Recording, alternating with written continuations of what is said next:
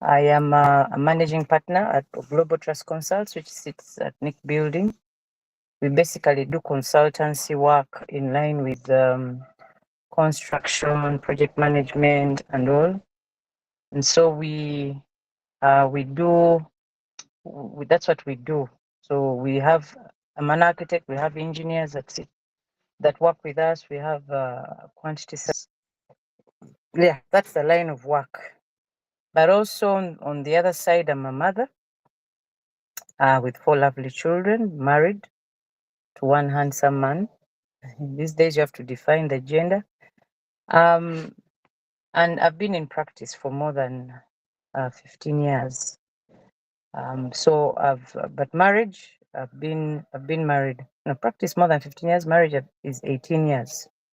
So like Andrew said, this is something I breathe in and out. When Rachel asked me to talk about this MOM-PRENEURSHIP and freelancing, I got my head together and said, let me see what I can say in all the things that I've ever done.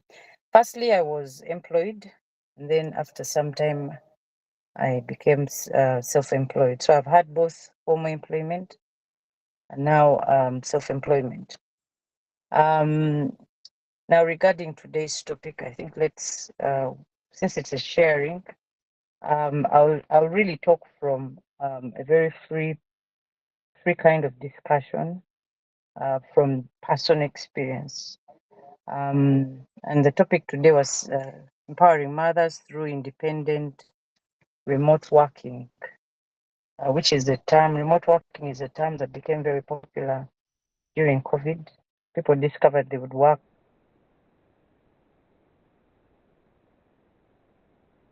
remotely, that is away from the formal office setting of you driving and going maybe 5 to 6 a.m. for the night shifters. So people were doing work from home. So it became a popular statement, remote working. But now, today we are specifically speaking about mothers in the workforce. I would want to add to that, because you can be a mother but not working. You can be a mother working part-time. You can be a mother working full-time. I have found myself to be in the last category, being a full-time mother, where you have to be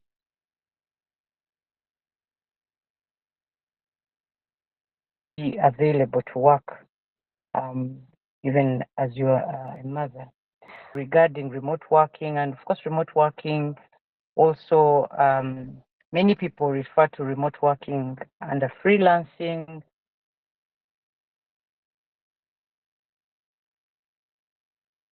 And so I was looking and saying, okay, what do these two terms mean? Well, why did they become popular? Or when did they become popular? Because you see, in Africa, sometimes we get fab statements and run with them because, they probably were coined by an organization or by people. And sometimes we forget the word freelancing, which also, you can be a mother working remotely but employed. But let me first look at the one freelancing, because remote working, you have the liberty to also freelance as well, because you're not under the close supervision of your boss, people seeing you at your station. So freelancing was originally two words: free and lance. And it was a term which was, okay, the freelancing term became popular in 1819 by a certain gentleman called Sir Walter Scott. And it was basically used for a mercenary who would fight for whichever nation or person that paid them the most. Yeah, food for thought. If you're freelancing, are you like this mercenary who will actually offer your services? Because back then, men were fighters. It was the job they had. Of course, there were other jobs, but this was maybe the highest paying. So if they fought and there were people paying, because then there were scrambles and partitions of nations, of counties, and whatever, people were running for land. So you would have, what do they call them? Were they chiefs? Were they landlords? Yeah, they were landlords. So they would have a group of guys fighting for them. So these guys were freelancers. They would get in and say, we are fighting, taking over this territory. How much are you paying us? When they finish, they go to another. If another one pays higher, this one they leave behind. So this is where it came from. Of course, now in the modern era, freelancing, remote working has been used to describe someone who does not sit in office, but can actually execute work. They can do work away from the office environment. So I was looking and saying, what exactly is freelancing?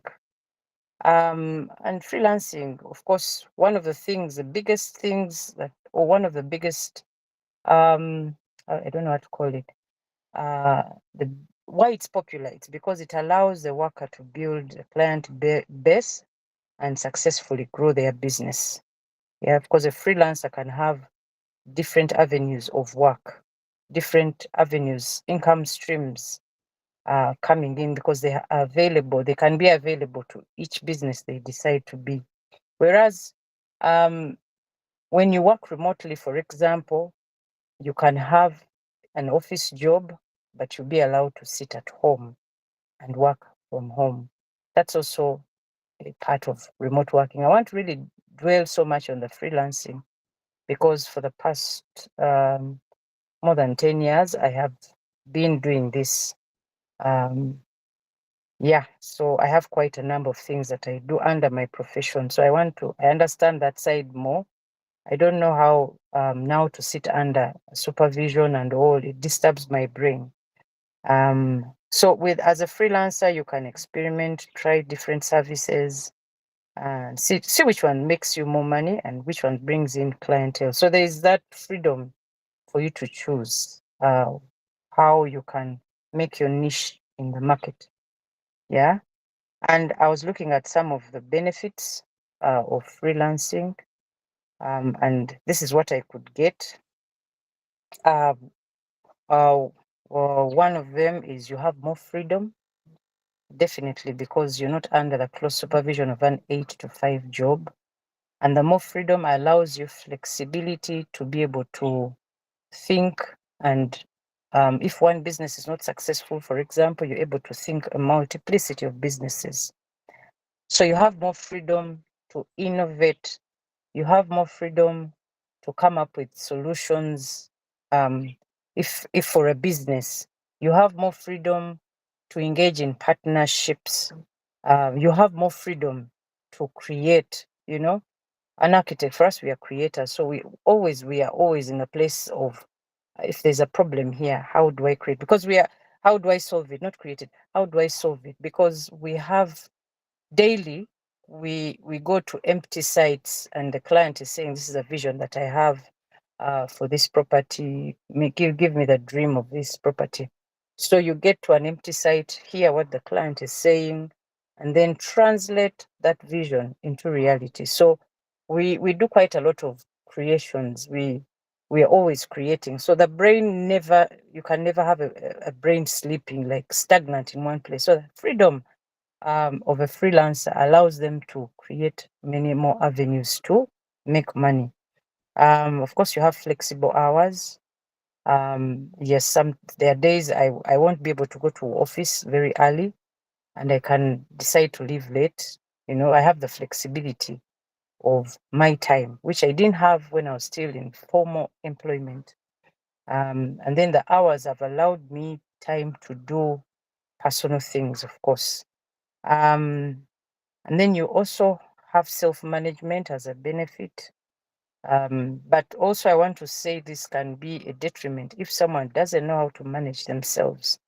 Because I want to get into motherhood after I've talked about this and my experience and my journey to help a mother out there, really, because this is, okay, it borders on mothers, But also I know there will be fathers in here and would be fathers, on how to support this mom who is doing remote or working remotely.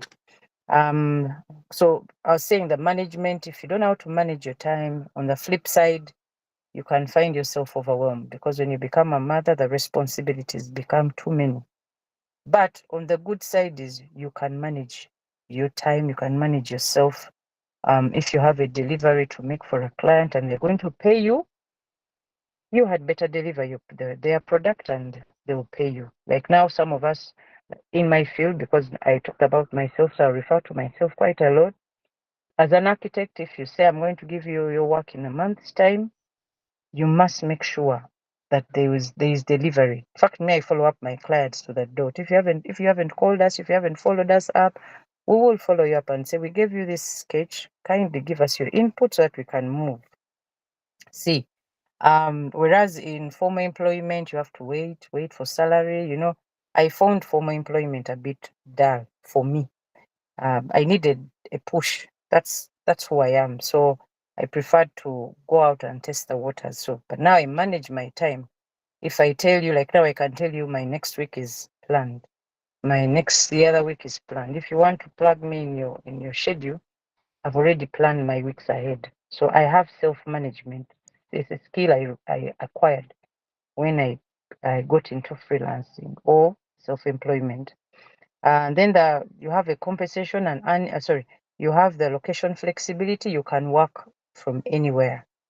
This is something that remote working gave as a benefit. You can sit at an internet place as long at a hotel, you know.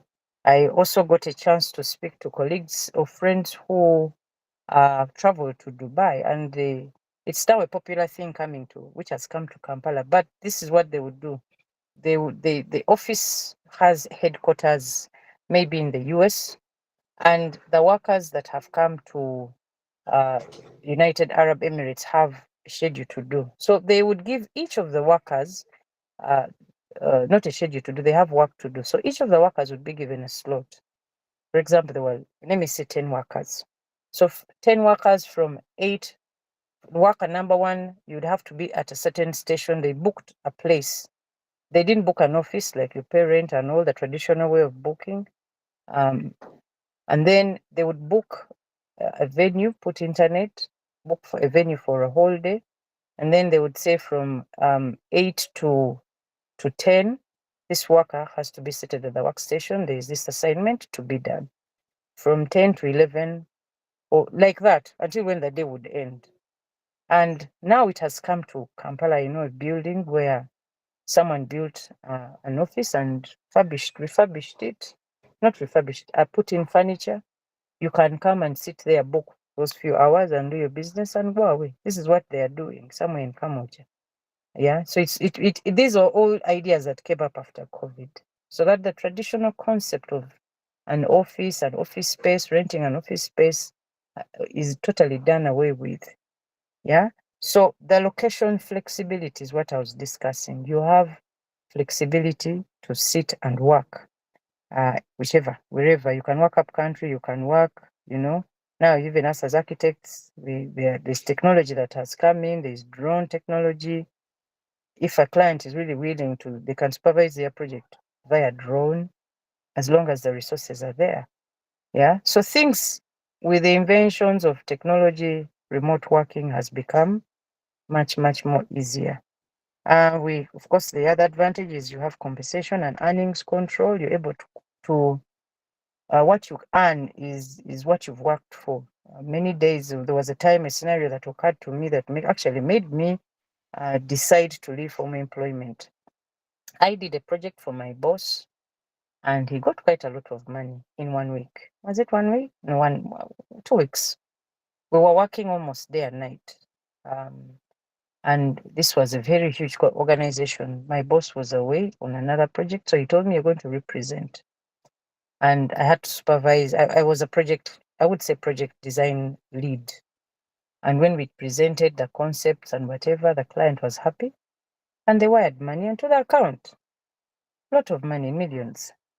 And the next thing the guy said, thank you very much. for having done this work. Really appreciate. There was no incentive of an additional this to you, an additional this for you, an additional this for you.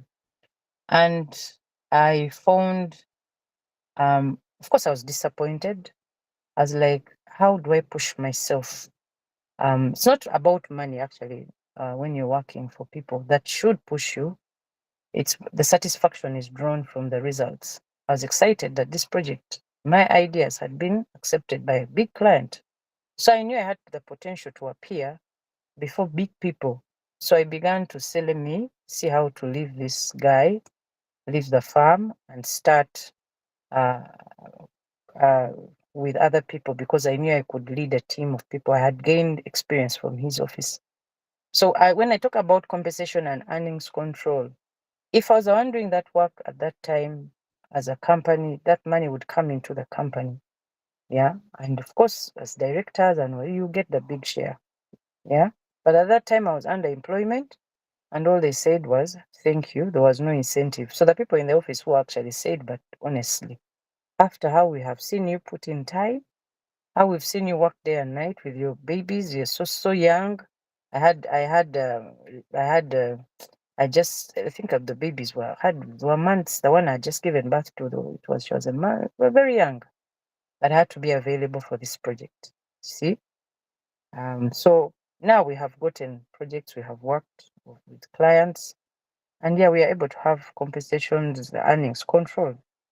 Then there's this also increased skills. This is true, because when you sit in an office environment, for example, you are not given the freedom to explore, many things, many diversities. Like now in architecture, we have so many branches, so many branches. An architect can be a product designer, can be an interior designer, can be a landscaper, they can be a fashion designer, they can be they supervise sites, they do project management.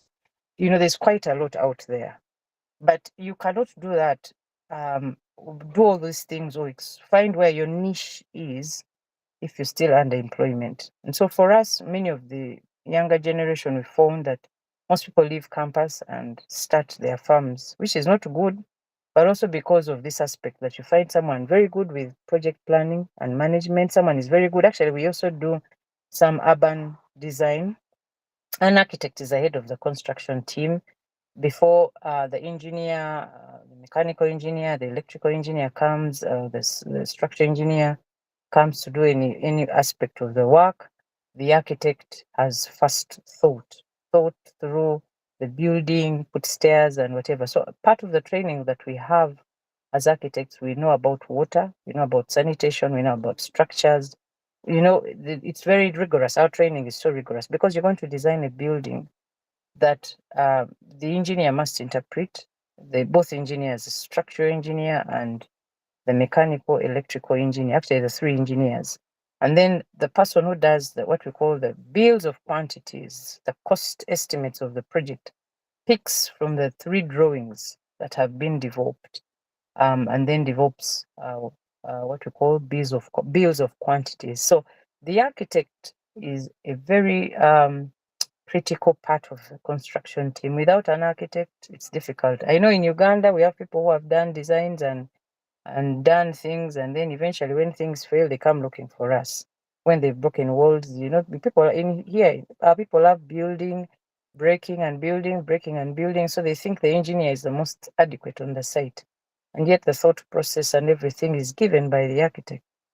But I'm saying there's increased skills there, because now you can get to a site, advise a client on a lot of things. Like, for example, in my field, I'm talking as an architect, because that's what I do, that's what I breathe.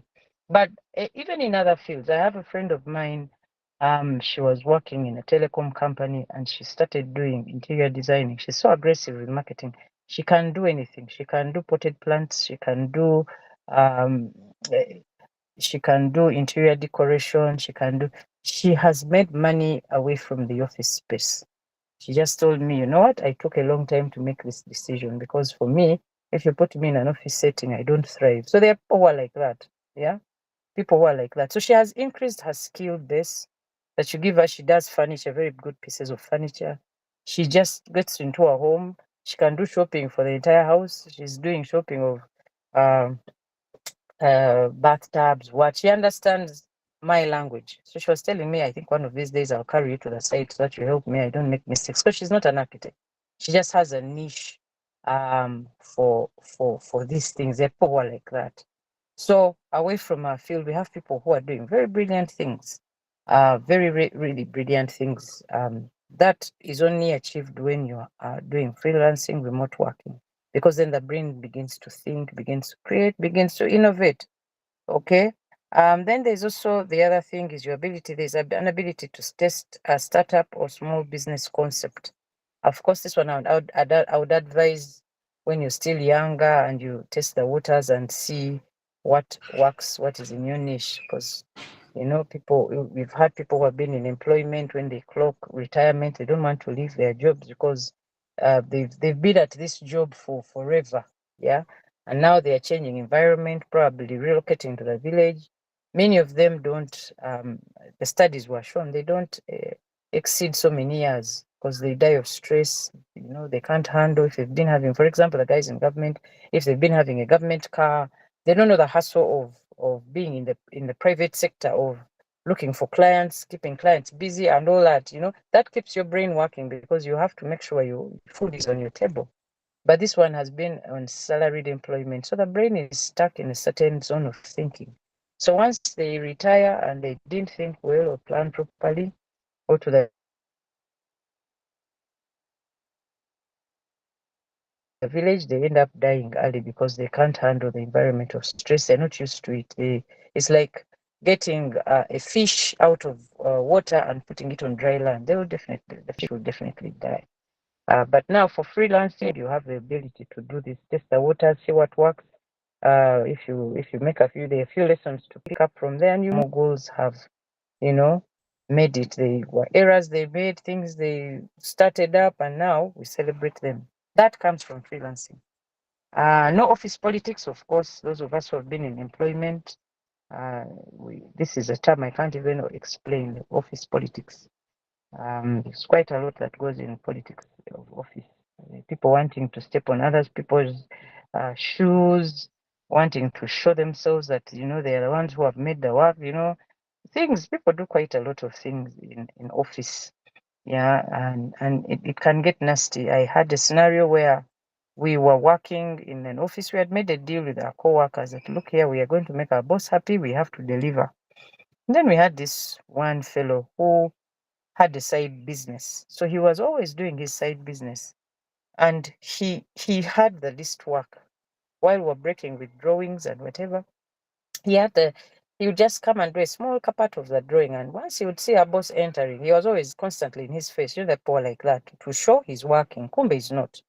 So you'd end up being bashed that you're not the ones working and all. Until one day we said, you know what, guys, let's sit this fellow down. We started leaving projects for him. He actually has now a project he got.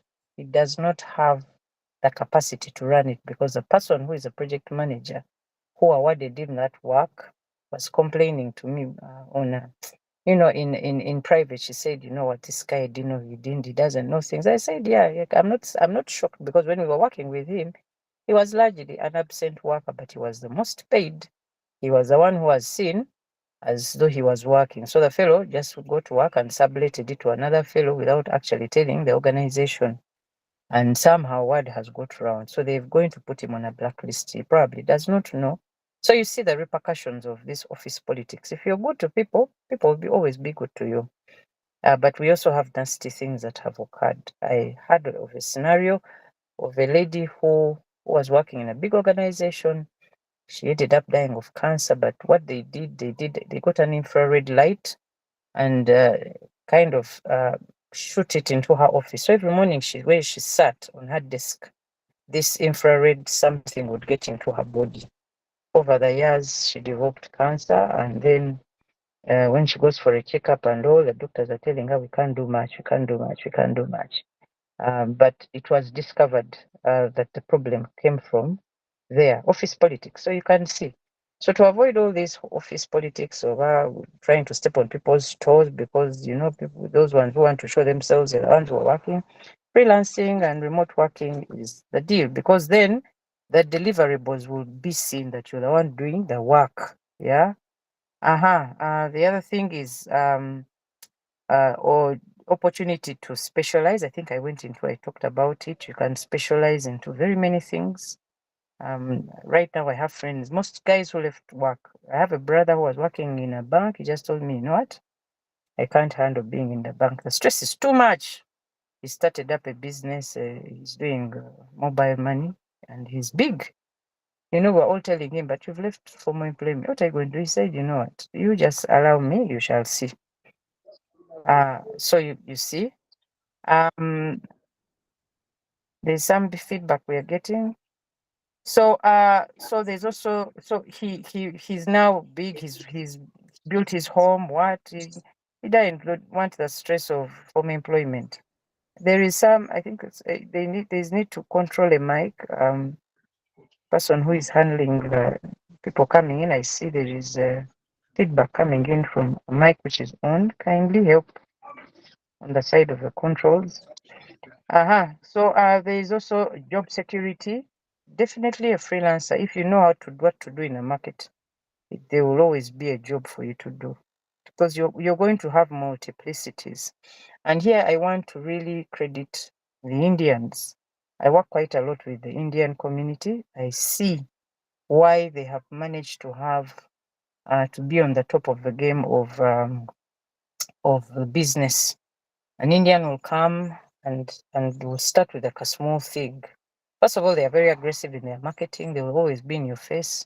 They will sell you shoes, which for you, they know how to do their things. And they also have a very good support network amongst themselves. They can get loans. I'm told when they go before their Indian priests, if you go before an Indian priest and you get a loan, that one, they take it as a critical thing that you will not rob your own brother because you made a vow before God. The God is a priest. Can you imagine? That's how they operate. So you find I have an Indian friend who gets loans to the tune of 100 million, and the person who is giving him this work actually makes sure that they help him in payment of the loan. We haven't yet gotten that to that level. People have started. Um, you have started. We have started, but we are not yet there. So these guys come in a place, they look for their niche, and then begin to make inroads, and then you go to see them beginning to succeed after a few years because they're able to help each other. Yeah. So for them as Indians, I was saying I credit them. Why? Because they know this thing. They know how to specialize in different products. You find we recently had a talk with representatives from Cafe Javas, and I think they have 25 businesses. The business started in 1989, 88, around there. But they've specialized in so many things. Now you can think Cafe Javas is only about food. They have now concrete. They had developed a product for us, the architects. So they wanted to see us to be able to sell their product on the market. 25 businesses, and they have quite a number. They're employing quite a number of people here locally, and they have systems in place. The top management fellows just know their game. They've been doing this since 1988. The consistency, everything about them. Of course, you can hear people say, hey, now these ones, they come here, Indians come here, do that. No, no, no. They have a discipline about how they do their things. See? So, as a mom now, I want to delve into mompreneurship. That's what the topic was. As a mother, someone might be asking and saying, how do you handle all these things? Well, I get that question very many times. How do you handle being a mother, being a wife, being managing whatever? On the side, I'm the honorary secretary of Uganda Society of Architects, so I have that part of me. And then I'm also in church, I'm a leader with my husband. We head the marriage department. So there's quite a lot on my plate. So someone asks me and says, how do you handle all these things in one go? Yeah. Of course, one, when you decide to become a mother, you can't turn your face back. You cannot. Motherhood comes with its responsibilities, and the woman's brain, fortunately, is a multitasked brain. Our brains can multitask, different from what the men do. So this question a man might not handle because, or answer, or understand, because the brain of a man thinks mostly in one way. This I'm talking because I have a husband home, and when I have important discussions to give him, I can't give him 101 things to talk about. I have to give him one line of action. Once he has internalized it, he has understood it, then we get feedback. Whereas when I'm with my girlfriends, I can give different tasks, different things.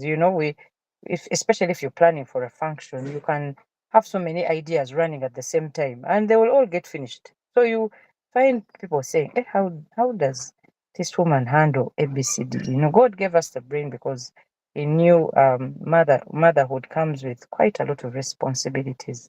Being a mother, being a wife, being, all these things is a huge responsibility. So when you have the little ones to take care of, you have work to do, you have all these things on your menu.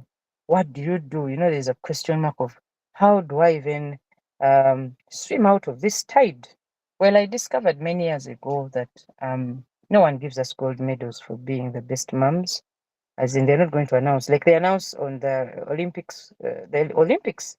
Yeah, and they say, so and so won the gold medal. They don't give it to mothers. Well, there are people who celebrate their mothers, yes, but the thing is, one, you must get support. We usually encourage mothers to get support, get all the support that you need.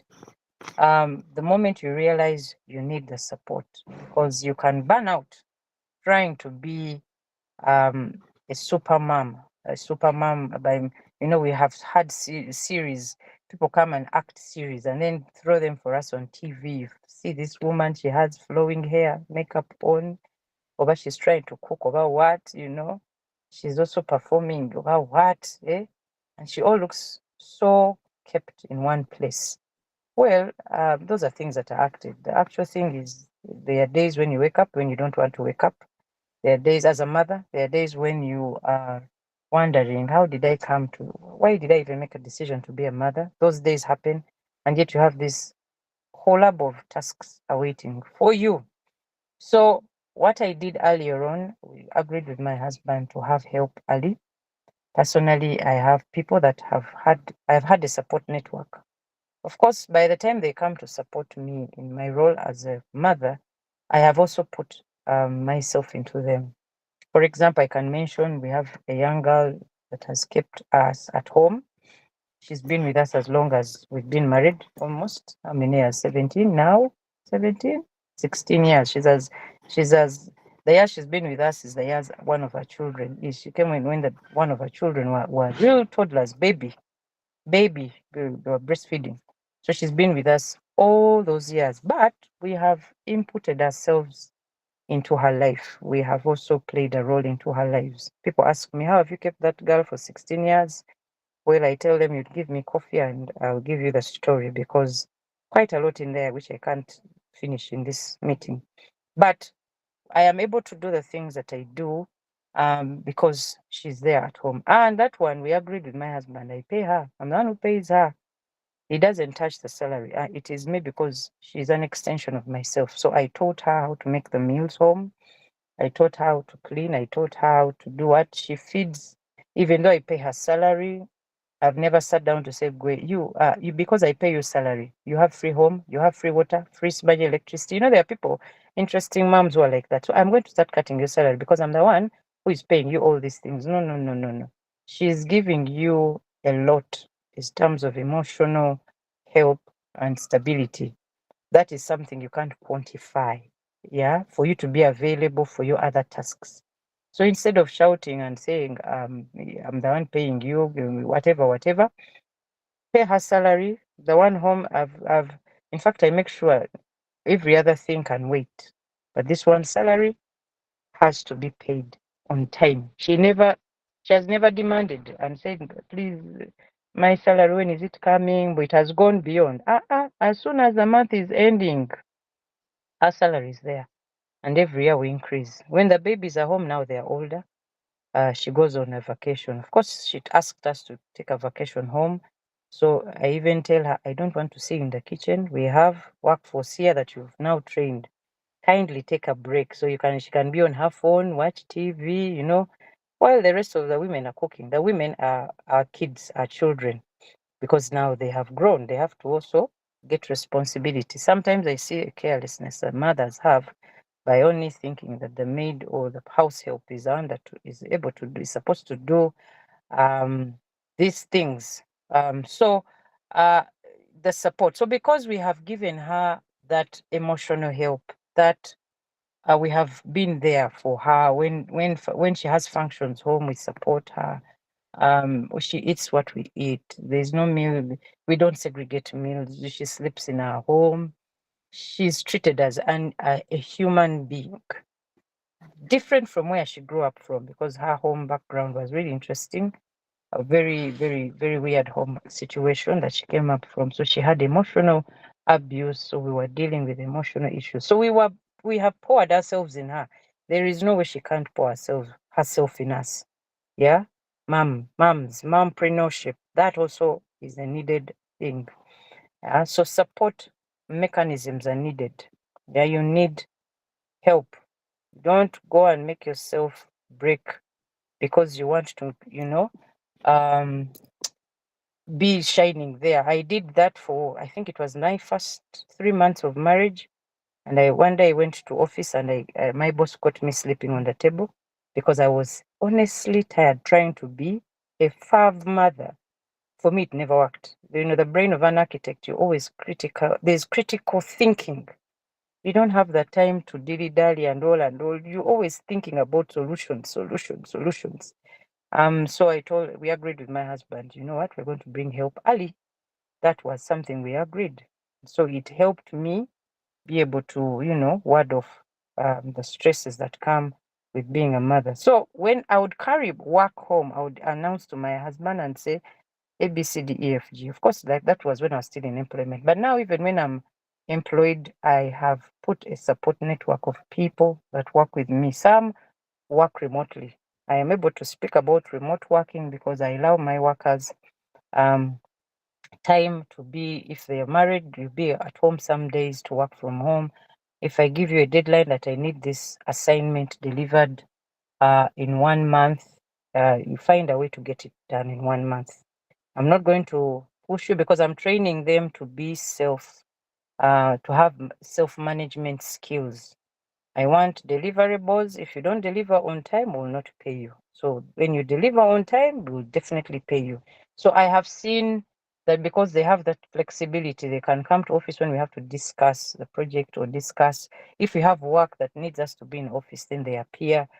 It has allowed room for them to, I know they do personal jobs and whatever. Of course, you can't pay them something that can sustain them, but it gives them time to also do my work and make sure it is delivered on time, because they have to be paid when work has been delivered on time. So I'm able to have, for example, 5 projects running at the same time. And as I speak, that's what is happening. I call number 1, 2, 3, 4 and say, what's happening? Which can we meet? Can you come to office this time? Can we? They know their schedules of when they come, and we sit down and discuss a project and make sure it is delivered. Different from when we were earlier working in the traditional setting. Back then, we did not have the freedom.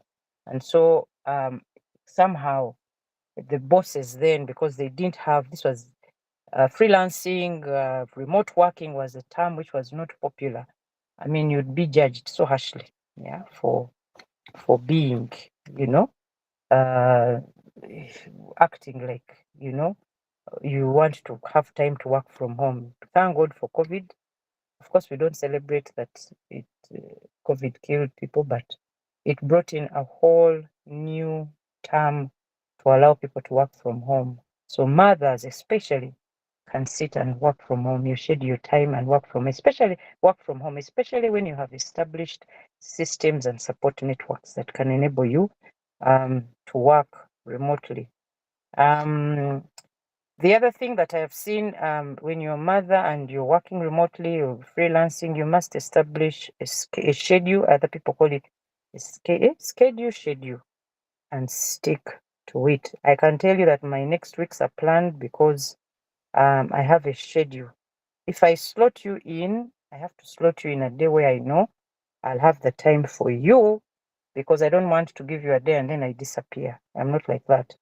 So if I tell you come on Wednesday, for example, at 2 p.m. and you don't appear at 2, you're getting into a schedule of another person who is I'm supposed to say, for example, at 4, because I plan my time. Even today, I had so many runs in town to make sure I find a place where I have internet, stable environment, stable enough for me to have this talk. I planned my time to leave town so that the jam wouldn't get me. And then where I am, I have to do a certain assignment after I'm done with this class or this talk. So you see, I have uh, I have to schedule my time. Once you don't know how to schedule your time, man, you'll be overwhelmed. You'll be overwhelmed. I know mothers who do meal planning. That is something that is a popular thing nowadays with the younger couples. Of course, some of us, we are still trying to understand that meal planning, where you cook meals in a bulk and put in the fridge, and then get them and warm different meals different days. Yeah. So, but the bottom line is establish a schedule and stick to it. If you know you have given your boss or you've given your clients a time delivery of tasks, make sure you do it. If you're not able to, and this one I want to say for especially this generation, because we have seen that accountabilities and, you know, I have worked with the younger generation, and someone will not give you the assignment. They will not tell you why they did not complete it on time, and they will not even apologize or say I'm so sorry.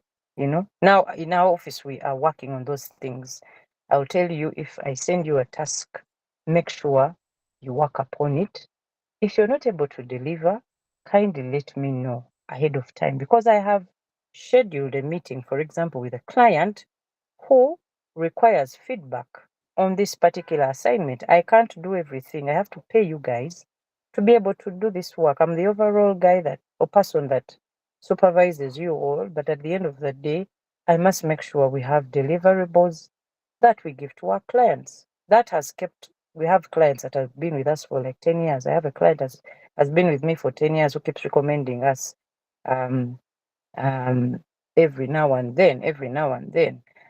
So we are now working with the younger generation. I tell them, kindly get on to, because you're working remotely, make sure you check your communications, your WhatsApp, your emails. I send you information sometimes on a daily, especially when a project is really, really needed and there are timelines. If you don't read your message for a day, that means you have killed a deadline that should have been submitted, or you've not read your message and you say, Monday I'm coming to office, that's when we'll discuss this project, and yet on Monday we are supposed to deliver the project. That means you are slacking on the timelines, you see. So this is a message for the younger moms in this generation. People assume that they need to be understood in this generation. They assume that they need to be understood when they are not on time. You have to understand them. Then you hear mental health. I know mental health issues also are there. And then you hear mental health. Now people don't understand us. And then they go into this mode. No, no, no. If you're going to be a mother and you're going to work remotely, you need to establish a schedule, stick to it. If you're giving deadlines of assignments, yeah, especially in freelancing, stick to them, and always have open communication with your clients. I have a client who came to me, they ran away from a friend of mine because that friend of mine, if the assignment was not completed, they would switch off their phones, disappear. Eh? Then after they disappear, they work remotely, finish, then they call you, they say, please come and help me review, help me review. Meanwhile, the guy who has given them the work is a traveling guy, he's an Indian. He has a travel schedule. he has a client.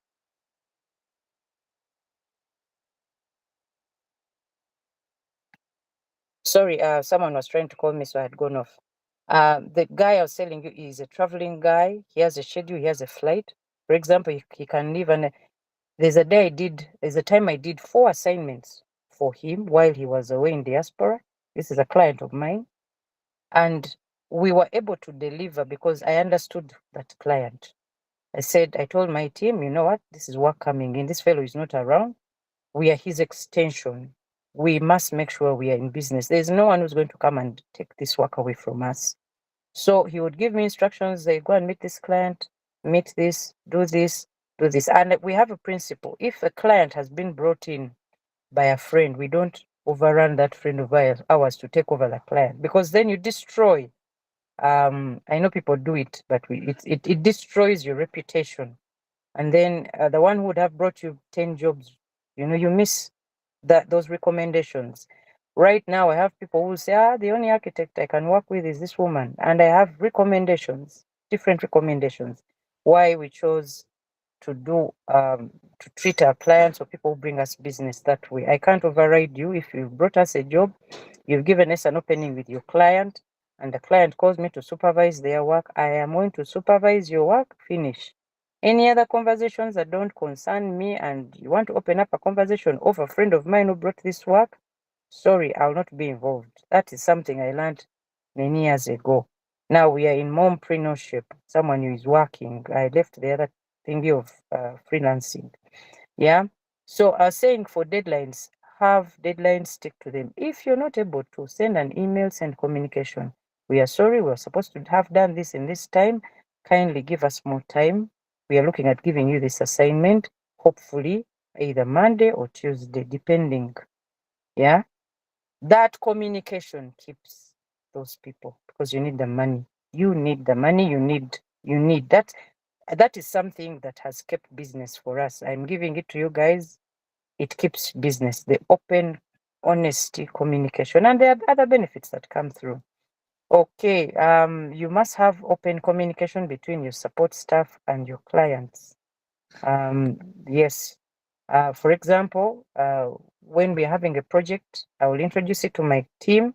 I've told you, introduce it to our team. We do it, make sure it's executed. I must make sure the timelines are known to you. I explain to you, if you're part of my team, I explain to you the kind of client we are dealing with, because for us as architects, we also manage emotions.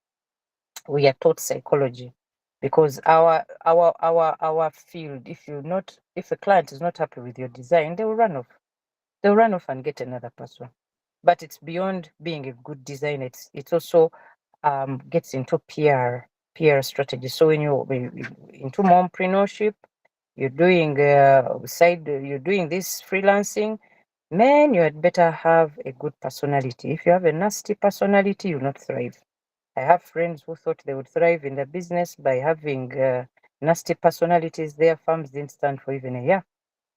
And we knew why, because they are too aggressive. They don't know how to handle people. People management is a part and parcel of who you are. Of course, what you should be. Of course, when you go into the Indian shops now, I also want to refer to them. The Indian has a policy. I'm drawing from here and here, but because we're talking about preneurship or entrepreneurship, they have a policy. The first customer in the morning, they give a discount, even the last one. Imagine if it were you, as the African, you want to make the last kill, eh? And then when you enter the shop, they are all over you. You can review 100 suits. For example, if you enter into an Indian shop, you can review 100 suits. And at the end of the day, you might not buy. And they say, come back next time. We have stock coming in from Dubai. Take our number. If you have a wedding, if you have this, we'll give you business. It is very easy to go back to them to get stuff. Even when you have reviewed and said, I'm not buying. Why? They handled you well. Whereas on the other side, you can enter into a shop of our interesting people, and they will sit on a chair and you say, can I view the shoe? And they only point at the shoe and say, you pick it. And then you hear backdrops in Luganda and call you work at your bike. Well, what we are again? If you don't want to take things, go. I mean, yeah. So part and parcel of you freelancing, the personality, the PR should come through. Some of these things are not taught in school, but I've told you I've worked a lot with Indians. I'm the kind of person when I get into and I've seen people with a lot of money. I get into their places and I'm like, wow. But these are the things they have. These are the things they have. They know how to do business. They know how to handle a client. Once you come, they know how to handle a client. And an Indian does not forget the first business they own. If they started with matchboxes, they will keep it. I know I have Indians. They have some property around Chiseka Market, and they were telling me we've tried, we can't sell this off. This defines us. This defines who we are. It enables us remember where we came from. We can't sell it. So you find the fellow is doing huge conglomerates, and then they have this small matchbox business, which they are not letting go. Why? They keep it as a principle.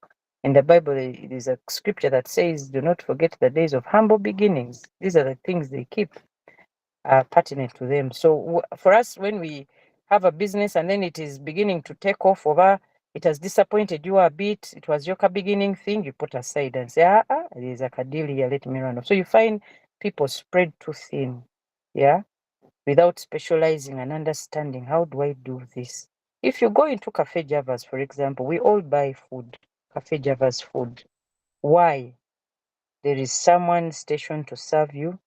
If your table is dirty, whatever, you'll clean. Even though you're squashed up, first of all, you not even mind that you're squashed up in that small place, wherever they've set up business. The food is delivered with quality. If you eat Cafe Javas from Kamocha, it's the same as the Cafe Javas food at Lugogo. As any branch, you'll eat Cafe Javas food. You say, I want Caribbean jack chicken. That's the same recipe you'll get. The man has mastered the art of the food business, the culinary skill. Whereas in our toninyeras, in our small special toninyeras, you find when it comes to 2 o'clock, you hear people saying, have now 2 o'clock, will you find food? They will have poured soup. They will have poured some extra, you find it watery. So please run quickly and make sure you still have the cream food before you get the watery one. See, you can't treat customers like that and think you'll keep getting the business. This is what gives these guys an edge. When they do something, they study it, they do it to perfection, and then they deliver. So you find that he has managed to define the hospitality industry. People would think back then, years ago, that you'd have to, if you needed a decent meal, you'd have to check in. You had to check into a hotel. What? No, yeah, you go to the street and along parking or bill, yeah, and get your food and go away. All now they can deliver for you at a fee. And if they tell you between 10 to 45 minutes you'll have your meal, the meal will definitely come. No disappointment. No, how do you want your money? Cash. Okay, do you want to pay? And sometimes I tell myself, how do they even mitigate if I've made the order and then I don't eat it? What happens? When I said I'll not look at that, let me first enjoy the service. Okay, be willing to pay the person who works under you to lighten your load. There are people who say, I have gotten this $100 million deal. Sorry, 100 million shillings deal. Come and buy, all the money is going into my pocket. And the assignment requires you to have a multiplicity of fellows. You need, for example, in our field, you need a structural engineer, you need a civil engineer, you need all these specialties. And then for you, the architect, you want to, you have people like that who say, I'm going to finish the drawings, then what do? Of course, you can't do structural drawings. You must hire someone to do them. But the thing is, even with the architectural drawings, which is our domain, you need the support network because there's quite a lot involved in a drawing of a huge facility. For example, you need a set of guys, 2 or 3, working, to ensure that just the drawings architecturally are ready. Now, if you don't want to engage and pay people to help you in that assignment, you're going to break down. And when you don't deliver on time, the client will run off. I told you I work with Indians. For them, time is money. They understand that concept beyond what we know. Yeah. So now I knew that a few shillings off that contract will not harm me. I look at my profits, look at whatever I'm going to earn. I'm like, I need this support network. And the people that are coming in, I don't only give them the projects. I am available to even train them. We do on-job training. So when you're doing the work, we're also training you. I'm training you on how to do drawings. I'm training you on how to do whatever.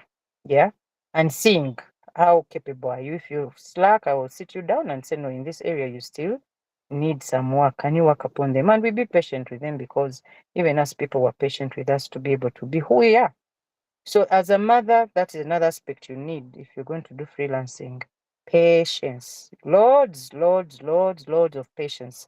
One, if you have these ladies that come and help us support, especially in the home, the one I've told you that I've been with for 16 years, I had to adopt loads of patience with her because she didn't grow up in the environment I grew up in. Her environment setting made her a different individual in the way she communicates, in the way she understands things, in the way she does her things. And so I found myself having to be so patient with her, understand her, be able to help her from the level where she was at in order to be now who people celebrate her nowadays. People ask me and say, how are you able to keep this girl for all this time? And I just tell them quite a lot, but one of them is patience. I've been patient with her. I've been forgiving with her. I have forgiven her shortcomings. I have treated her humanely so that, yeah, she understands that despite the fact that I had a very difficult upbringing, there is this other side that is able to relate. I'm able to relate with as a human being. When she was with us earlier years, she would be, her mode of talking, she was just barking, shouting. She didn't know how to communicate properly. So we had to sit her down and say, this is not how you communicate. You don't communicate with shouting. You communicate, you can achieve communication of your issues by knowing how to talk. So you can imagine beginning to start with the basics with someone who's old enough to do to be, to take care of themselves. Because by the time she joined us, she was old. She was about 18, I think, 18 or 20 years. So she was old enough. She had a pattern she had grown up with, which we needed to dismantle and talk about and help her. So that because we needed her home to support me in order for me to be able to do the things I am doing, including being available today. Yeah. The other thing is, if you decide to be available for whichever task, please be available both physically and mentally. Right now, I'm not doing anything. I'm seated in a place somewhere. I'm available emotionally and mentally for you guys. The people I'm supposed to see after here, I've told them, is look, I'm getting into a meeting. Once I'm done, I'm going to come and see you. They have waited for me. They will say, okay, let's wait for you to finish. See, I am available physically and mentally. If as a mom, as an entrepreneur, if you're not available physically, mentally, you will not have assignments done properly. Now I'm talking like this because I have worked with people, not only in my line of work, but I have had a chance to work with different individuals in different setups. And you can give someone an assignment. There was a time I told a team of guys, we're handling a church project somewhere, and I told the team, part of the teams, the departments, I said, you know what, kindly be available for a meeting so that we hear you out. Be available at this time on this day. The fellow said, yes, please, we are going to come. The day came, we waited for them. They didn't call. We called their phones were off. No, the phones were going through, but they didn't pick. And then later on in the day at about 7, this is a meeting supposed to start at 2. Later on at about 7, we are so sorry. I got involved in a meeting. We couldn't come. Now, this fellow had been tasked to tell other people, and he didn't even do the talking. He just disappeared, ran to his office, and forgot about us. And yet, their input is critical. We can't move until they give us their input, because when we don't have the departmental heads or departments giving us their input, it's difficult for us to design for them. We have a a topic in our line of work as architects when we are studying architecture called the user.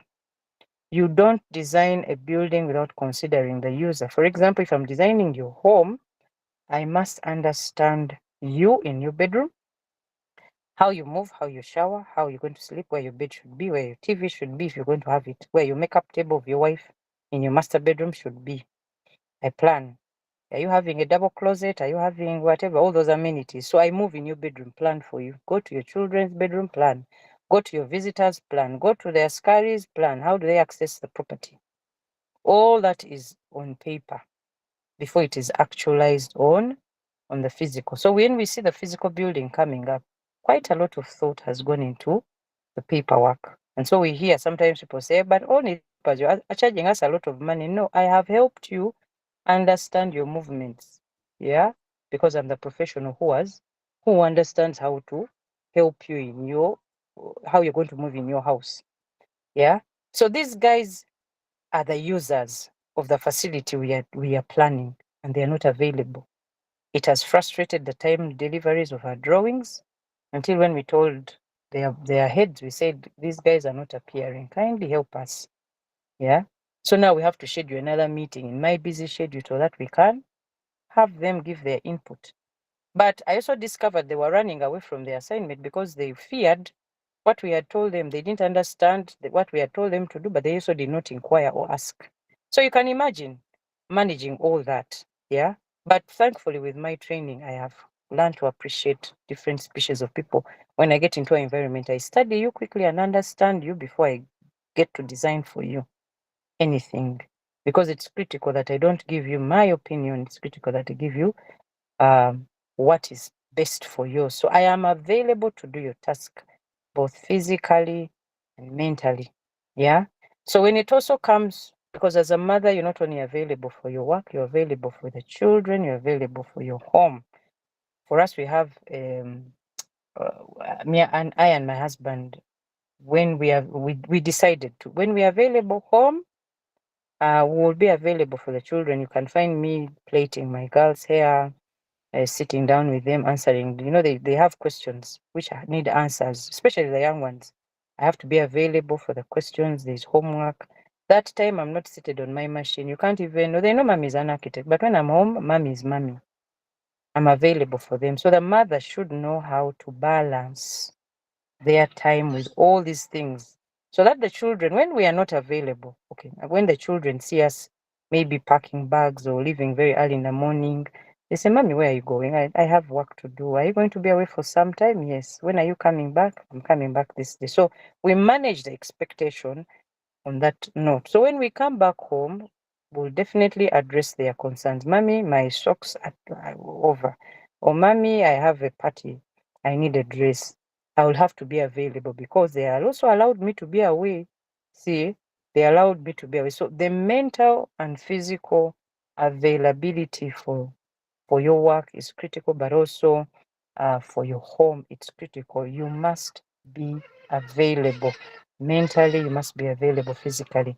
We drive our children to work. The ones in school. They are in this school. We made a decision. We need to bond with them. They don't join boarding. Boarding. But in lower years, that's primary 1 to P7. Those of us who are in the local curriculum. And so we drive them to school every day. Every day, one of us has to be available. If there's one who has traveled, whatever, in the morning, at least we must be available. Because that's when we are discovering this is happening, this is happening. So they're able to tell us, Daddy, my teacher has a birthday party. I need to buy a gift. Oh, because they've seen us buying gifts for other people.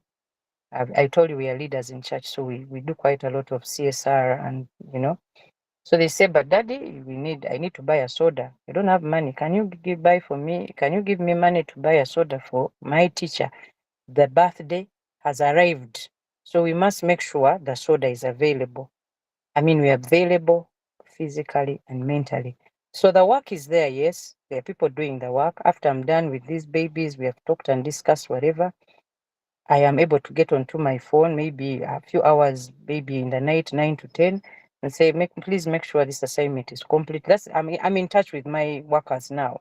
because I've given the time for the children. If I'm home early, yeah, or if I'm home over the weekend, I'm doing homework, then we start the discussions of work and honorary secretary on Monday. So you see, I'm available both mentally and physically. So as a mother, of course, I hear many people say I am breaking down. I want to also touch the side of the spouse. If you've been keen, Patrick Bitaturi, in his lectures, the first thing he mentioned, or among the things he mentioned about being a successful person or business or whatever, is he says you need to have a marriage partner, a good marriage. Yeah. So these things we're only talking about are ideal and are applicable when one has been married, right? Always Patrick will talk about his wife. He will mention and say, please marry right. Young men, marry right. It will help you. Yeah. And so I would like to encourage the ladies in here, even the gentlemen in here, when you're getting married, please make sure that environments or the people you're getting married to are going to help you be able to freelance. Many years ago, when I was beginning out to freelance, start working remotely, I had to sit exams. A lot was going on. I remember my husband coming and saying, you know what? I will help you with the children. Let me do the night duty. He also had things to do in the morning, but he saw how overwhelmed I was. Because marriage is supposed to be a partnership, really, a partnership. So he would get into the night. Wow, Sandra. He would get into Sandra, kindly switch off your microphone. So he was available night duty because in the morning I had to be available for my lectures. Then I was doing my professional exams. In order for me to sit, I needed the emotional stability. So he had to be with the babies. Awesome it was. It gave me the push that I needed. Of course, once you're not able to have this kind of support, look for it. Look for people that can help you. I know there are people who are single mothers and all. I'm not saying that there's one size fits all, but I'm saying the marriage environment of a mother or people who are married or people who are mothers needs stability. You need a stable home for you to be able to do adequate or proper freelancing. Otherwise, when you're stressed, you can't deliver on your timelines, and it will show in even how you treat your clients. When you're too stressed, you're shouting at people, you're doing all these things, clients will run away. And when you're freelancing, the guys who made this statement of the customer is king, please, that's the statement. Your customer is the king.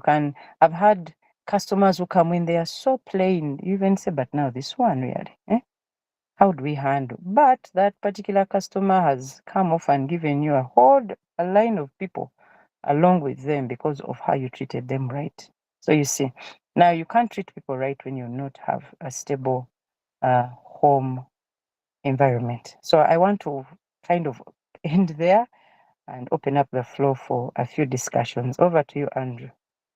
Thank you. Okay, thank you so much. We are busy taking notes. I see people are very excited. In case you have a question, please unmute and then you ask Mrs. Muyinda the question. There are a number of questions in the chat. Maybe I'm going to begin with those ones, but also just raise your hand. I'll pick you and then you can ask your question. Lovi says, are there instances where you are pushed to compromise, especially when two important events clash? How do you deal with that?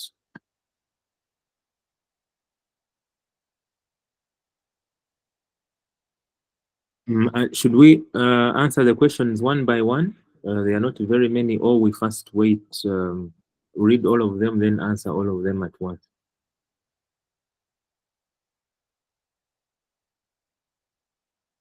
Mrs. Muyinda, should we answer the questions one by one, or I first read all of them for you?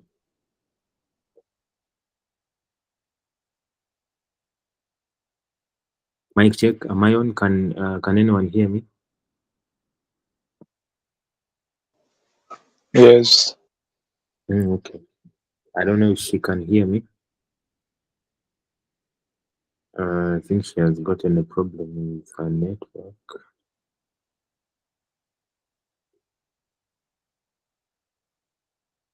Okay, let's keep the chats going, and as she's coming back online, let's keep the chats going. Type your questions in the chat so that she finds them there. I'm also going to read them for her.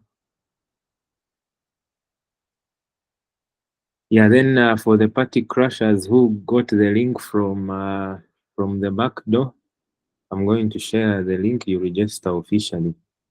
That's where we are going to share the recording, the tips, the slides. Most of the things are on that link, so make sure you register. Let me share the link shortly.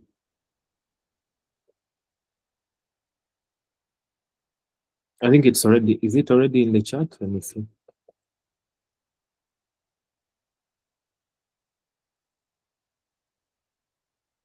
So there is the link.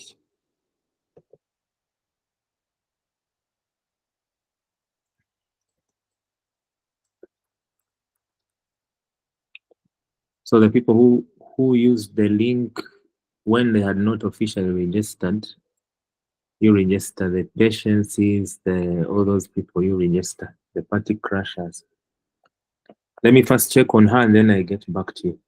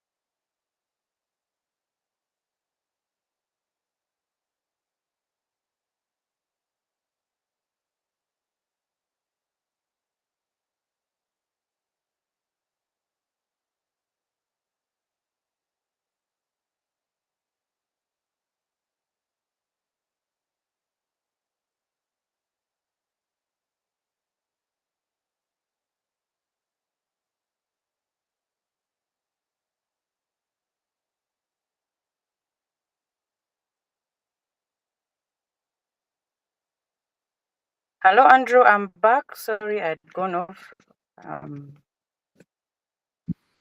Okay. Let's continue. Simon Peter, your hand has been up.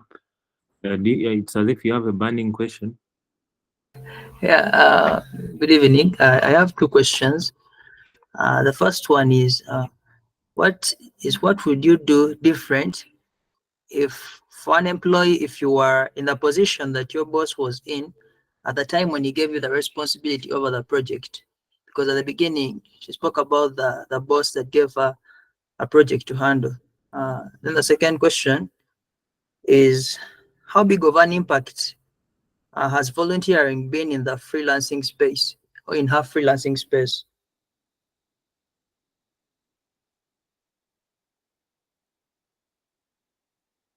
Okay, should we pile the questions or you are going to answer them one by one, Mrs. Mind?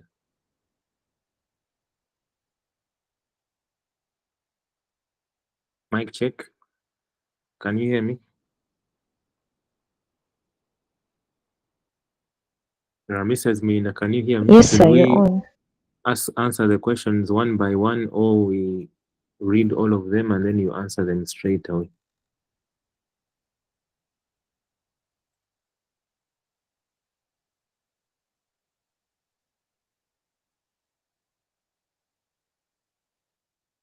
Hello? We could allow people to ask like 3 questions because I have a pen, I'm taking a note, but I've not had the first one. Some words I didn't hear. Probably he needs to, not probably, he needs to reach. The gentleman was asking about He was reverting to one of your stories. He said there's a story you gave about your boss. Even me, I've forgotten it. But I've remembered the second one was about volunteering, how volunteering has helped. Yes, Simon? I think let me ask again, because I wrote them down. The first one was what would you do different for an employee if you were in the position of your boss, when he gave you the responsibility over the project? Like if you were in his position and you had an employee who was in the position that you were in, what would you do differently as a leader, or differently in that aspect? That's the first question. Then the second question is, how big of an impact has volunteering been in your freelancing space, or in the space that you're in for freelancing? How has volunteering been of an impact to it? Thank you. Okay. Hope you've gotten that, so I can read for you the ones in the chat and then you answer all of them at once. So Chirabo is saying, is it advisable for anybody who has never been employed to go straight into freelancing, for example, a fresh graduate? Then Massa Godfrey is saying,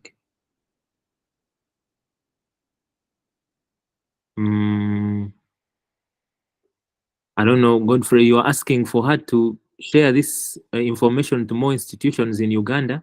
Is it a request or it's a question? I think it's a request. Godfrey is requesting for us to share, for you to share this information to as many people as you can. Ayebale is saying, have you been pushed to, in some instances, have you been pushed to compromise, especially when two important events clash? How do you deal with that? Then I think the last question is, Kamali was saying, is this the reason why Indians support their fellow Indians like Somalians? I don't know what this question was for, but it's in line with that. Maybe it was during the talk. I think that's all we have. Unless someone else has a question, you can, one more and then we call it a day. One more question, then we close it, she answered. Any other question?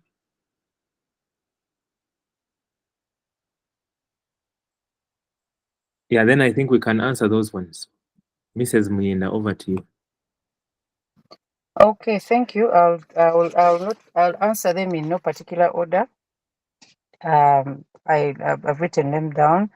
One, I want to thank you, Godfrey. You're saying I share this information to institutions. This is why I'm here, giving this for free. Yes, it's a free platform. I offer to do this because I know people need information. We have a knowledge gap in our day, different from when we were growing up. So we really need to be intentional as leaders.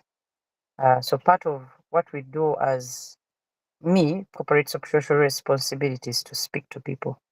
So thank you, Godfrey. I can be available if the schedule allows for it.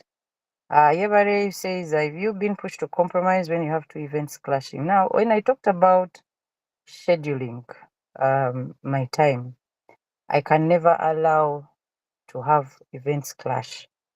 This is not who I am, because when I'm going to be available, I have to be available. If I've confirmed to be available for a meeting or in an event, I have to be available both physically and emotionally. I don't know how to deal and be available to functions and whatever. It kind of drains me. So I tell, if you're inviting me, I will tell you I'm available this time. Yeah, because I explained to you why. You can't tell me be available here, be available there. So I manage the time, and the people who work with me know this aspect about me. So they will tell you, they will first ask, will you be available this time here? I want to take you to see a site here. I will not immediately say yes unless I have checked my schedule to avoid those disappointments. So that issues of compromising, two events clashing, that doesn't occur on my side. So that's the best way I can answer it. But also, back at the society, Uganda Society of Architects, when we have these events, we can have back-to-back events. We have a lineup of people we can immediately call, and we say, there's this event going to happen. Can you be available? Or we send an RSVP in time.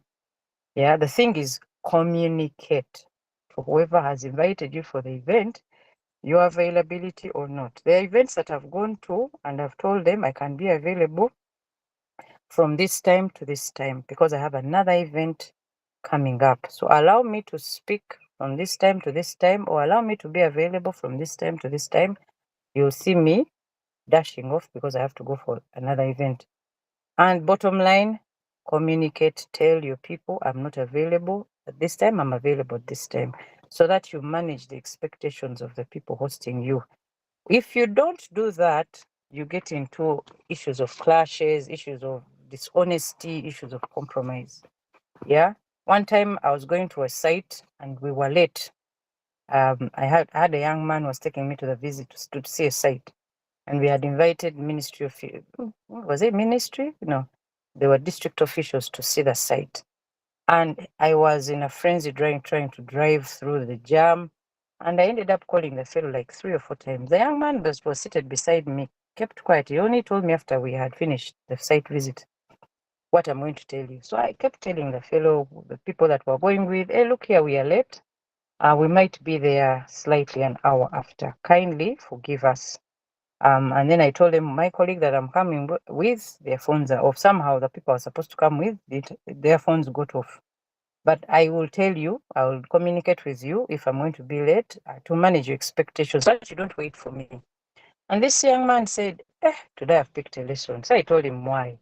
He said, if it were me, I would drive to the venue, or I'm late or not, and then wait for fellows. I said, no, that's wrong, because there are people who are like me. When you don't come and you don't tell me, I'll walk away. I have very many things to do. I have scheduled my appointment to see different people.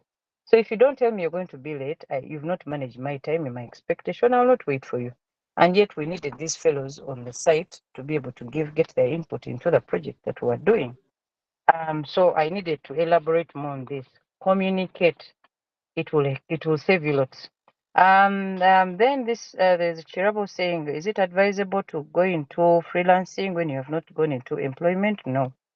Employment has its own benefits. Why? You're able to understand things to do with how businesses are run, taxes. You need an existing model, something to look at in order for you to do your freelancing. The people that I have seen who did freelancing that did not go into formal employment struggle, because then you don't know the systems that affect you. For example, I can mention Uganda Revenue Authority. We have IFRIS, we have things to do with taxes, pay as you earn, withholding tax, VAT. Unless you've worked in an environment that is able to teach you these things, you can forever struggle with them, because once you get deals of millions of shillings, the taxman will come knocking at your door. You had better be prepared. So it's better you first seek employment, understand, even if it's on voluntary basis. Because again, in this generation, we want people who want things quick, give me my money, without going through the process of understanding. If I'm employed, what things do I look out for? How do these bosses behave? How do the subordinates behave? When is payday? What do these terms mean? So get in there, pick the skills, and then go out and start your freelancing. It will save you a lot of pitfalls and downfalls. Yeah. How big? This is Simon. How big? Okay, no, let me first go to Kamal. Is this the reason Indians support fellow Indians? Yes. Indians, Eritreans, Somalis. This is something the Asian communities have amongst them. It is, they have a brotherhood thing about them. I think it's in their culture, and it has enabled them go milestones. Once they decide to help you, they will help you fully. They don't have they're like some tribes here in Uganda. Once it is black, it is black. Once it is white, it is white. And of course, I've told you part of their spirituality also contributes to this, because they have higher people. They have higher people they ascribe to their priests. They have so many priests. They have 3,000 gods. So they have so many priests that officiate over those gods. But the thing is, once it is before a priest, they believe the priest is a higher authority. You cannot lie. Somehow you'll be struck or die or whatever if you don't return the brother's loan, you see. So they have this, they can't see a struggling, an Eritrean can't see a struggling Eritrean. I have a site in Kansanga, and I have seen how these guys do business. Yeah, they're very frugal, very intentional. They help each other, you know, which we need to learn or we need to adopt, honestly, in our culture, because this is the way to go. You need to help each other up. Of course, we have circles that have come up and all, but we need to be very intentional. They add the brotherhood aspect in the businesses they do. And they look out for each other. When you're doing a business, they have meetings, they sit and evaluate you. Or why you tell us, why aren't you struggling? Why are you still struggling? We gave you this market. Why is this not moving? Do you need support here? Do you need this here? What do we do? They have those frequent talks, frequent evaluation meetings or things that are about them. Yeah, things we have to adopt. In Uganda, when someone sees a business, they say, aha, I think shoes work, without understanding the costs, whatever, the market, many things. These guys do thorough, what we call feasibility or market research. They have that information at their fingertips. So they would advise you, they say, in this business is a pitfall, maybe you can start here. With 25 million, you'll do this. This information they give to each other. So we must be intentional amongst ourselves as well. Okay, the Simon says, how big is the impact been about volunteering? Well, I would want to say that if I volunteered my time, it has been through church. We, as a farm, offer almost zero, or I would say if a church project comes to us, especially in the faith that we belong to, usually I give that. I don't charge them.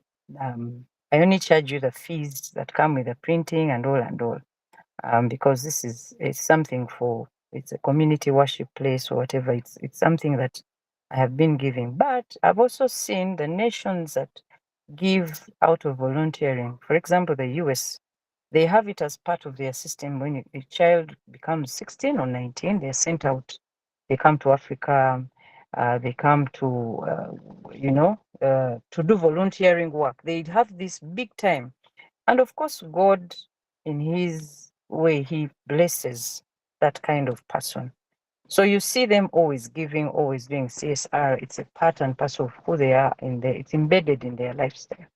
So the impact has been very positive, because I have offered, especially with the faith I belong to. God has been good. He has opened doors, because we have a scripture in the Bible that says, give and it shall come back to you, good measure, pressed down, shaken together, running all over. That's a principle. Well, that when you apply it, God is faithful. He will always give back to you. So volunteering is good. You acquire quite a lot of skills. There are things that I've been able to see out of the eye of office work and all, because I volunteered my services. What would you have done differently if you were employing the position of your boss? That time, because the project, let me speak about that story. That project came with a boost financially to the farm, and the farm, or my boss at that time, didn't know that motivation was an aspect that is needed. I can tell you right now, we have, my father owned a few properties, and when he died, he left us with workers, who became family. Every Christmas, as a rule of principle, we celebrate with them. There's no worker we have that we will not send Christmas, and they look forward to, whether it's Christmas or Easter. We say, I'm out of the money they've collected. We'll tell them, please pick money for a chicken. That has kept them faithful to us, even without speaking so many words. When someone wants to come and steal property, they stand tooth and nail to defend us, because of what we have done for them. So I'm trying to speak what would I've done differently. Motivation is a key aspect. There's no one who doesn't love to be thanked? My own workers, when we get into Christmas, they'll go home with a Christmas package, even though we'll think about them. That shows that we're thinking about them. I really gave all of them. I remember I got clients who bought me stuff. They would just call me and say, Catherine, where are you? Come, we have this gift, we have this gift, we have this gift, we have this gift. When we introduced it in the farm. So you see, give back, give, and it shall come back to you, good measure, press down, shaken together, running all over. So as a boss, look out for those things that make sure your workers stay true to you. Are you empathetic when they have lost someone? There's a day a worker called me and said, my wife is down. I don't have money to take them to hospital. They were not in schedule for payment. I asked them, how much money do you need? Where are you stuck at now?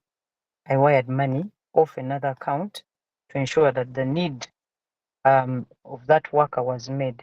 They are so committed because I went out of my way, and I've never been there to say now because I give you 100,000, I'm going to cut it off. It was a need at that time. He needed only 100,000. Imagine, to save his wife. Yeah. So small things that you should look out for: gifts, remembering birthdays, taking them out for a meal, speak volumes when you are in the position of a boss. Yeah, I think I've answered all of them, Andrew. Not so? Yes, you are. Maybe there's a certain lady who is fighting for the husband. She's saying, my husband is a quantity surveyor. I think this is in line with your work. What freelancing activities do you advise him to engage in with his line of profession? I think that will be our last question. Quantity surveyor has, they get into valuation of estates, they get into valuations, they prepare bills of quantities for bank purposes, they can get into project management if they know how to, if they have a certificate of because part of their training as quantity surveyors, they do project management as well, so they can get into project management. A quantity surveyor needs to have people's what I would call social capital in form of a lineup of architects that they offer their services to, because many a times we get clients who want a bill of quantity in record time, and then you get to this quantity survey and they're telling you stories, and many times they want a bill of quantity or material schedule that is friendly or has a friendly prices. You're not going to give them 1 billion and they are this, they are starting out. So a good quantity surveyor should read the market, understand the kind of client. Every client is specific. So you must understand your clientele and also understand when workers come to you, how do you collaborate? So those lines are open for them: project management, valuation of estates. They can be valuation. They can offer valuation services contractually or consultancy to big organizations, value estates. If an estate is going to be sold off, what's the value? They can quantify that. So they also have quite.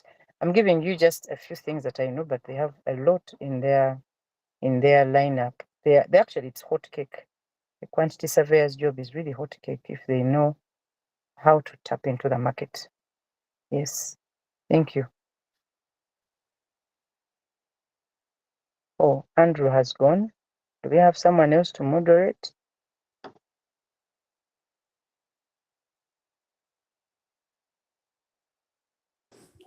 Thank you so much. I think Andrew is coming back online. Do we have any more questions coming in? Because I see in the chat, I think all the questions have been answered. There is one from Tony. I don't know if it was answered.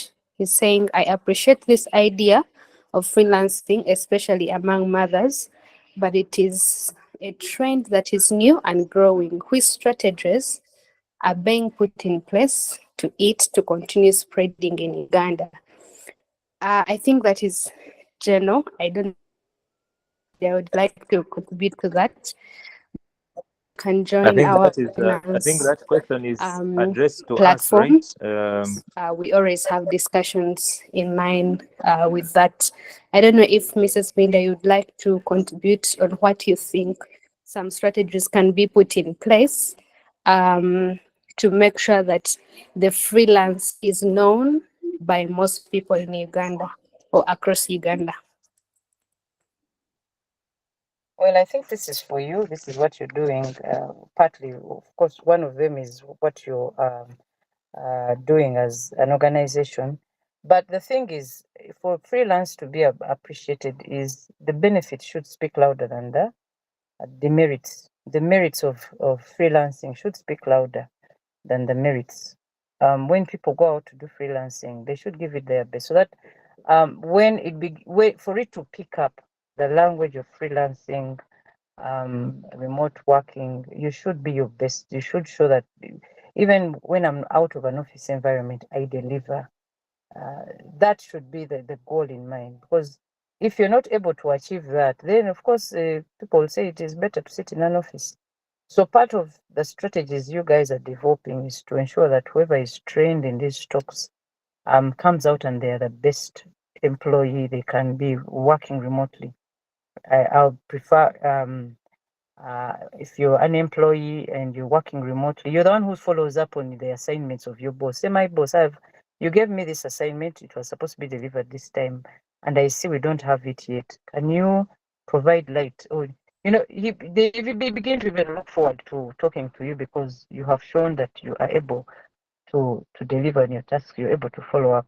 It should be a part and parcel, the people management skills, the communication, what I talked about, the timely delivery of things, deadlines, all those things need to be a part and parcel of person who when you decide to do freelancing, so that you're not the one they follow up to deliver a task, and then they have to make all these phone calls before you pick up and say, I'm so sorry, I wasn't able to deliver last week, I'm going to deliver today. That one, you'll have killed the conversation. Briefly, that's what I can say.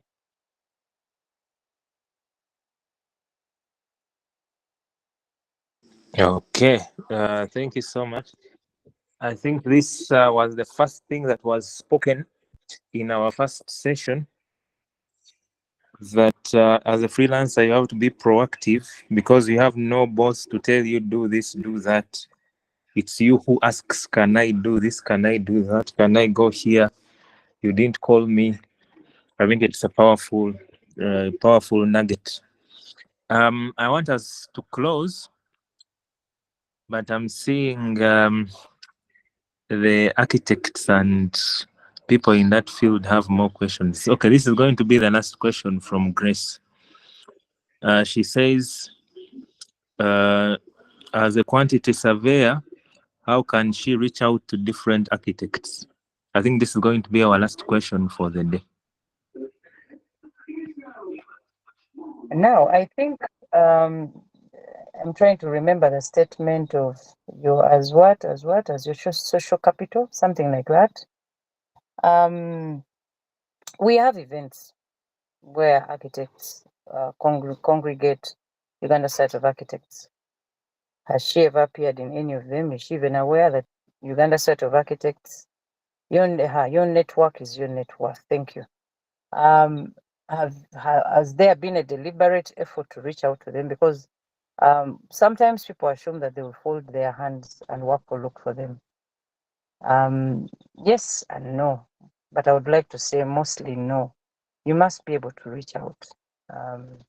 That one architect you've done a work project for will be your next connection to the other architects.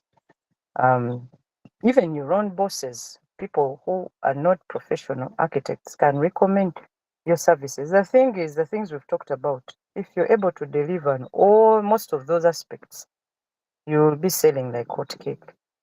Yeah. The quantity surveyors I've worked for on different projects, I know their strengths. I know one who will deliver even in the night. Who will say, Madam, let me go and sit on this in the night. Tomorrow you have it on your email at 10. True to form, in the morning at 10, the document is there. So I can always refer to him and give him work. I've recommended him elsewhere because of that one aspect about him. Whereas others, you'll have to follow them up. So you must be intentional about your networking being involved in other postings, because your recommender sometimes is your neighbor. Yeah, that's what I would like to say. Thank you. Okay, thank you so much, Mrs. Muyinda, and everyone who. Let's give her some hand claps. I see the hand claps are moving up. Yeah, thank you so much. It's been a beautiful session. And this brings us to the end of week 1, which I think has been a success. Thank you so much once again, Mrs. Muyinda, for coming and sharing your words of wisdom. And thank you so much, everyone who attended. See you next week. Same link, same time on Monday. We have a big lineup for next week. We have some sessions for people in the creative space. We have Sharon. Is your question very burning, or we can close?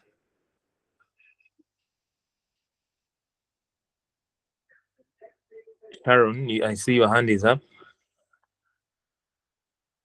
Oh, you were clapping.